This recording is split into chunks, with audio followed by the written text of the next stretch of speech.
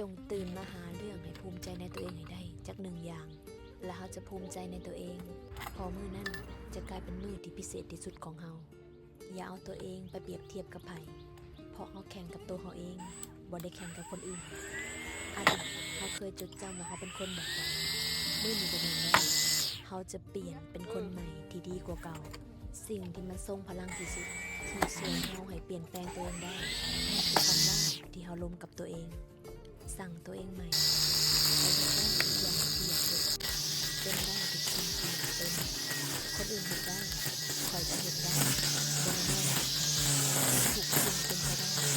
เรื่องความพยายามข่อยปล่อยวางสิ่งบ่ค่อยสนใจเรื่องผู้ใดทุกสิ่งที่ข่อยอยากได้บ่ได้เกินกำลังที่ข่อยจะเอาทุกสิ่งทุกอย่างมันมีของที่แล้วอยากเฮ็ดได้สบายๆปล่อยวาง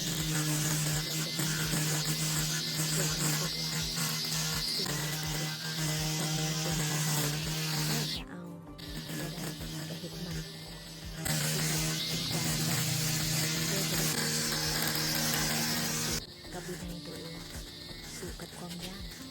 สู่กับใจตัวเองคนอื่นบ่เข้าใจบ่เป็นบ่จำเป็นต้องเข้าใจสักตอนนี้